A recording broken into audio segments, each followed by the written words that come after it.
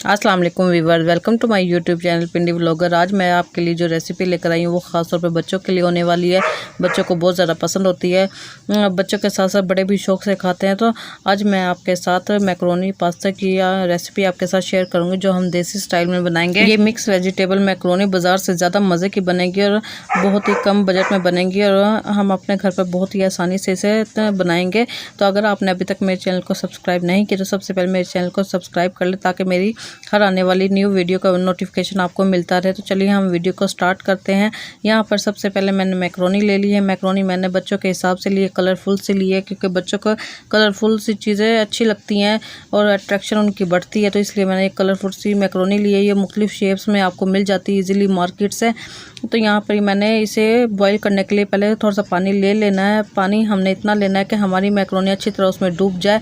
इसमें हमने तकरीबन 2 चम्मच के करीब नमक डालना है और हम 1 टेबलस्पून इसमें ऑयल का ऐड करेंगे, ताकि नमक से इसमें थोड़ा सा टेस्ट आ जाएगा। और ऑयल इसलिए डालते हैं कि ये आपस में जुड़ेंगे नहीं बॉयल होने के बाद।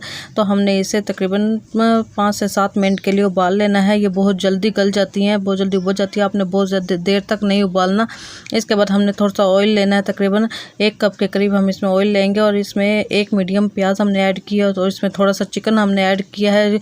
बच्चों के लिए बना रहे हैं तो हमने चिकन इसमें लाजमी ऐड करना है। बच्चे चिकन शौक से खाते हैं, तो इसलिए मैंने इसकी छोटी छोटी बोटियां कर ली हैं, जिसे हम घी में साथ ही फ्राई कर लेंगे। अब मैं यहाँ पर इसमें लहसुन अदरक का पेस्ट डालूंगी, ताकि इससे इसका चिकन का जो टेस्ट होता है वो अच्छा सा आ जाए। और हमने इसमें थोड़ा सा नमक भी ऐड कर देना है। नमक डालने से भी चिकन में हमारे टेस्ट आ जाएगा। तो हमने इस तरह से थोड़ी देर के लिए फ्राई करना है, ताकि हमारे चिकन का पानी भी खुश्क हो जाए और अगर इसमें जो स्मेल वगैरह वो भी ख़त्म हो जाए और लहसुन अदरक भी अच्छे से भुन जाए।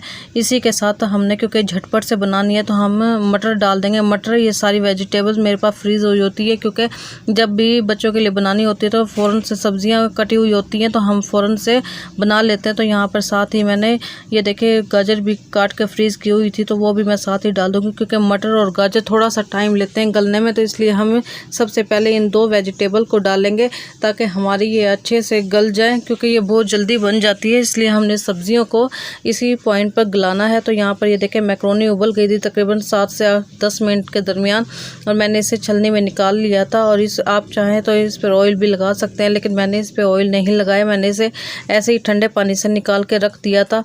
इसके बाद जब हमारी थोड़ी सी गाजर और मटर गल जाएं, तो हमने आलू को ऐड कर देना है। आलू भी हमने दरमियाने साइज़ के कटे, ना बहुत ज़्यादा बारीक छोटे, ना बहुत ज़्यादा मोटे, और हमने इसे थोड़ा सा क्यूब्स की शक्ल में काट लेना है।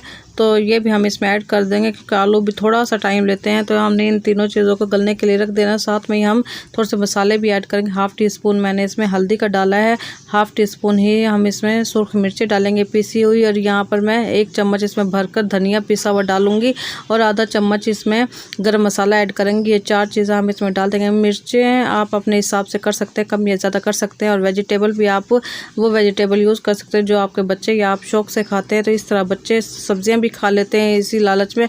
और यहाँ पर मेरे पास बंद गोभी भी रखे थे, तो बंद गोभी भी हम इसमें ऐड कर देंगे। ये भी हमने बारीक बारीक काटी हुई थी, तो बंद गोभी बहुत जल्दी गल जाती है, इसलिए हमने स्टार्ट में ही नहीं डाल देनी।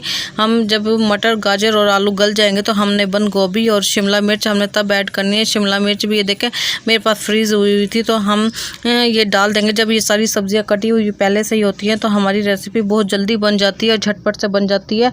बच्चों के लिए हम ये झटपट से बनाकर तैयार कर सकते हैं। इसके बाद हम इसमें थोड़ी सी सॉसेज ऐड करेंगे। यहाँ पर मैंने 2 चम्मच के करीब सोया सॉस ऐड की है, और 2 चम्मच ही मैं इसमें चिली सॉस ऐड करूँगी। चिली सॉस आपने अपने हिसाब से डालनी है। अगर आप तेज़ स्पाइसी खाना पसंद करते तो आप मिर्चों की मिकदार या चिली सॉस की मिकदार बढ़ा सकते हैं।